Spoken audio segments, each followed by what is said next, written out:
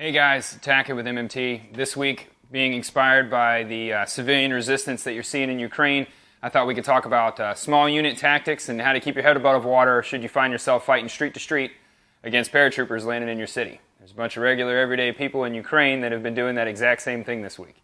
Let's get into it. The basics of military movements require three things: the ability to shoot, the ability to move, and the ability to communicate. Now, your ability to shoot is something that you practice on the flat range and you work on as a team. Your ability to move is what we're going to talk about today, and your ability to communicate can come in lots of different forms. It can be through electronic communication, hand signals, smoke, flares, anything that you use to let other people know, friend or foe, on the battlefield what your intentions are. For this video, we're going to stick on just movement techniques. Now, the first formation type we're going to talk about is the V. The V works extremely well when we're in confined lateral positions like alleyways or dry riverbanks, valleys, things like that. We are orienting a lot of our fires to the front because we expect to take contact from the front. So we're going to keep two guys up front kind of side by side, and they're going to be spaced apart as much as the terrain can dictate. This is a really good command and control position for the team leader because he can verbally control all three other members of his team. The other commonly used formation movement technique is called the wedge. In this situation, the team leader has a lot on his plate. He's the point man. He's looking out for IEDs, tripwires, booby traps. He's also looking for potential enemy contact, but he's also the navigation piece. He has a lot on his plate in this situation, but this is the most standard movement technique. Now, when you start talking about bigger formations and larger groups of soldiers, then you start adding pieces to this wedge. But for a four-man fire team, this is what we want. Now, the benefit of the wedge is that you can fight enemy contact from any side that it comes from. When the key to your spacing here is that your number two man needs to have clear fires either way. So when you're the number three man here, you have to make sure you're not choking up on the team leader too much and that this guy can still fire through here if need be. That allows you to effectively engage laterally to threats that happen to you without having to get yourselves online more like a file. You can all just hit the dirt and open up left or right, and you've got clear fields of fire. You're not shooting over top of each other. Crazy shit happens the second that contact kicks up, and you will shoot over top of each other and freak out if you haven't kept your spacing up to this point. This also applies for as we're moving forwards or backwards. We want to keep those clear lanes of fire open for each team member the entire time, even though we're spaced out. And the last type of movement that I'm going to talk about is a file. The file is for when enemy contact is not expected and we're just trying to get where we're going. We're basically going to get ducks in a row and haul ass. The nice thing about the file, though, is if we are to take contact from our sides, we're obviously all online and can just hit the dirt and engage. If we take contact from the front, we present a very small target and can immediately transition from this into what's called a staggered column. Now, as that contact develops, the individuals behind the point man are just going to split to the sides. This allows for the point man and the team leader to engage the threat while having a conversation. It allows for the three man to engage the threat. And if we decide to break contact because we weren't prepared for this fight, the point man simply peels back through the middle. The team leader follows him. The number two man follows the team leader, and the number three man follows in suit behind them. And as they fall back, they just reestablish, creating that staggered column all the way back, and we repeat. This is what is referred to as an Aussie peel, and we're going to get into it a little bit later. So when we're talking about moving, there's a couple different types of moving. There's traveling overwatch, and there's bounding overwatch. Now, the heart of combat is bounding. That's how you're going to maneuver to break contact or to overwhelm, kill, and capture. You're going to bound. Bounding can happen as two guys covering each other as they move down a street, or it can be entire regiments of the military moving across a map strategically. But the concepts of bounding apply. Now, there's two different types of bounding. There's alternating and there's successing. I'm not going to worry about that for the sake of this video because when you bound, you're just going to move from cover and concealed position to cover and concealed position. So your terrain is going to dictate more whether or not you're alternating or successive. So let's get into it real quick. So this is our wedge. This is the most common formation that we're going to move around the battle space in, and we've taken contact from an enemy over here. Now, at the beginning of this contact is what we refer to as the mad minute, and it's where the company gets its name. The initial contact, the initial ambush from the enemy, our element wants to make the enemy immediately regret their decision. We're all going to open up, we're just going to hit the dirt, and everyone's going to empty a magazine onto the enemy. I want them to regret getting into a fight with us.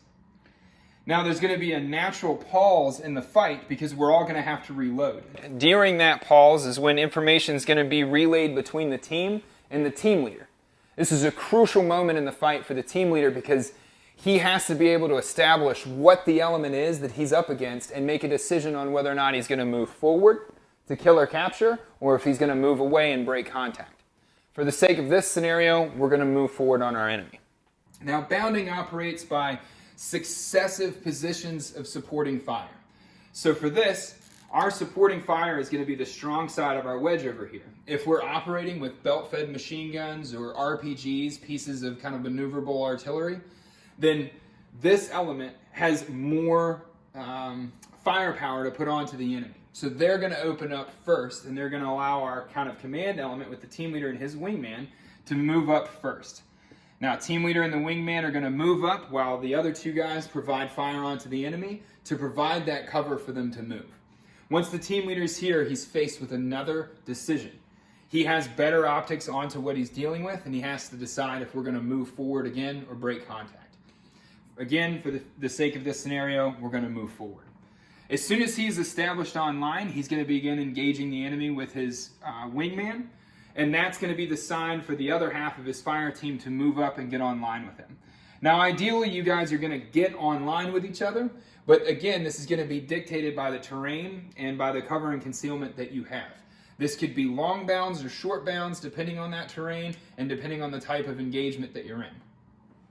Once these two elements are online and supporting each other by fire onto the enemy, then our first maneuvering element is going to maneuver again. They're going to let the other team know, hey, we're moving, and they're going to move forward in the battle space. While they're moving, this element is providing suppressive fire onto the enemy. When this element gets set, they're going to relay back to this element that they have set in their position, and that this element can break down and begin to move. And there's lots of really good videos out there where guys are yelling, "Cover me while I move! Moving! Set!"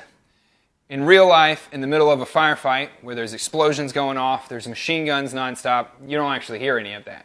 It's good practice to get in, to constantly be yelling and making sure that that communication is established amongst your team. It also helps guys around you know that it's time to get up and move, and you don't accidentally leave one there when you make your bound forward.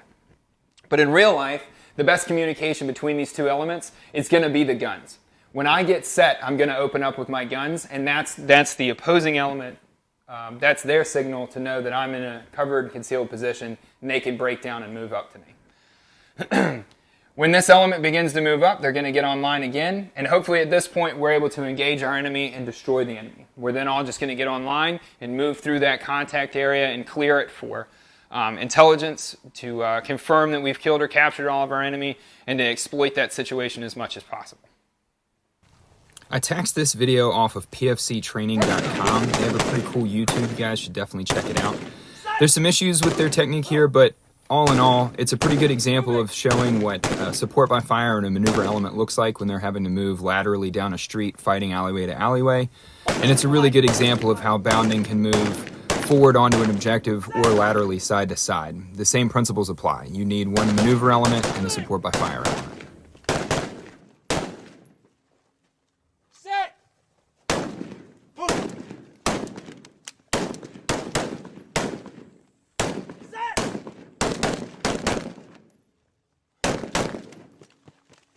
So now let's talk really quickly about breaking contact.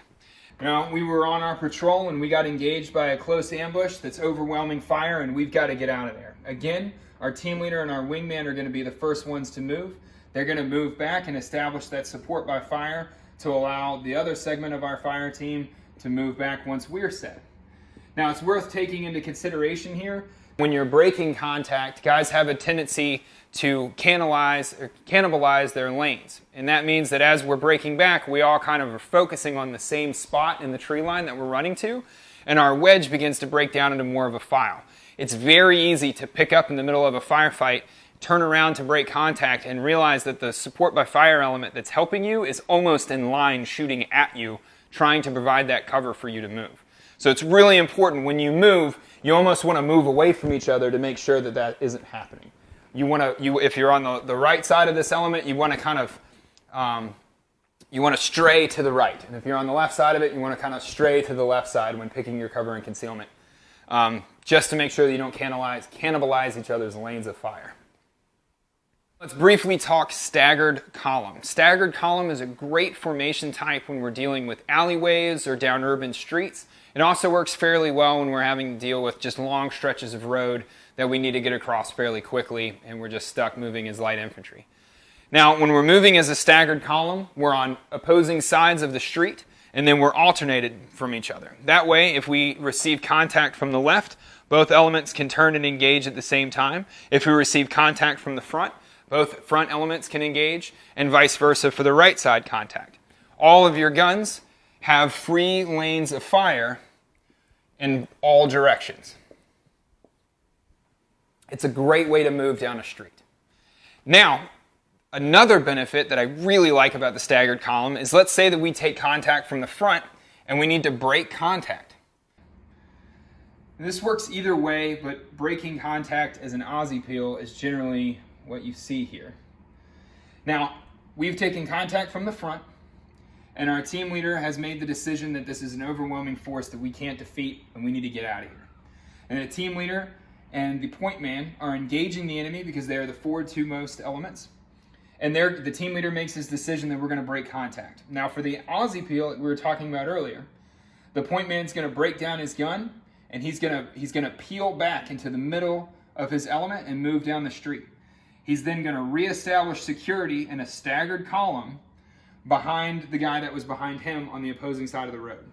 The team leader is going to break down, or after the point man has broken his gun down, the second that he's out of the lane of fire, this guy is going to open up and engage the enemy.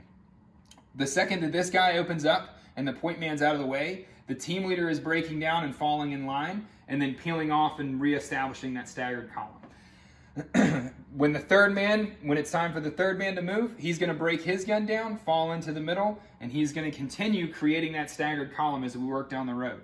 As each individual's line of fire comes open, they engage the enemy. So once again, I taxed this video off of KFC training on YouTube. This is a really good example. You can see here the front of the element comes under contact and the front three guys open up. They make the decision to break that contact, and you can watch as their element breaks down. For each person, as their line of fire comes open, they let a couple rounds go in an aggressive way, and then they stand up and peel back through the center. This is an extremely rapid way of breaking contact, and it works extremely well in alleyways and ditches.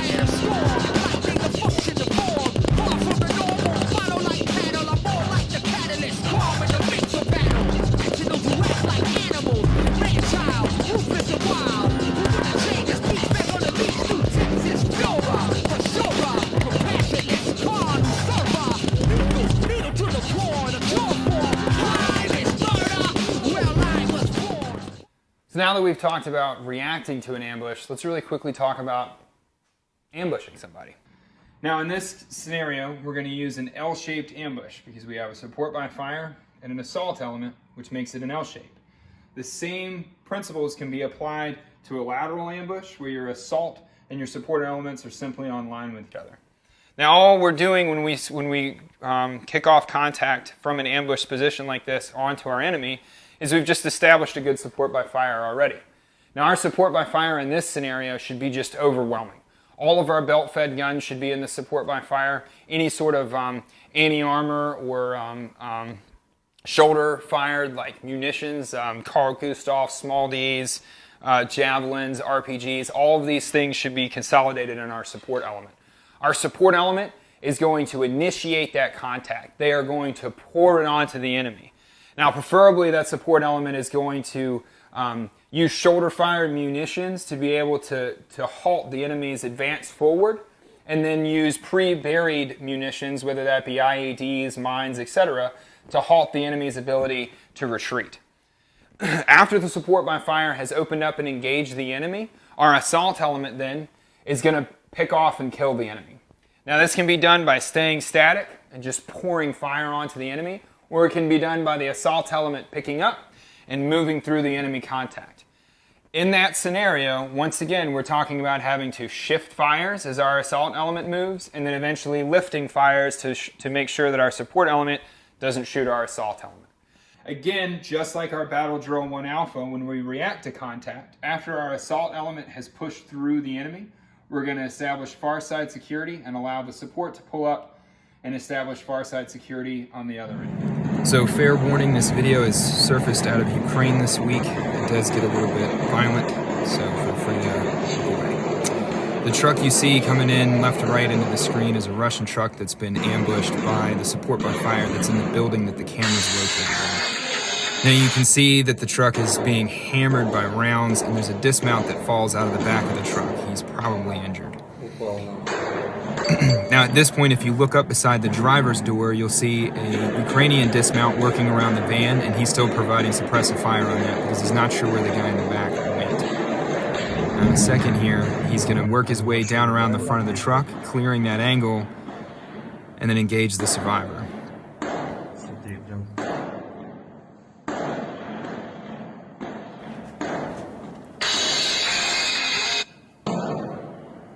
Now just for good measure here, one of the support by fire elements comes out and makes sure that our Russian is a dead Russian. But this is a great example of how our support by fire ambush can work and does work. Hey guys, thanks for tuning in again this week. I hope the video was informative. I understand it's really basic stuff. Hopefully long term we'll be able to talk about some of these formations a little bit more and more advanced movement techniques and battlefield tactics. But you never know what can happen in your country, and understanding the basics that can keep you and your friends alive are good to know. As always, remember, it's okay to be dangerous. See you guys next week.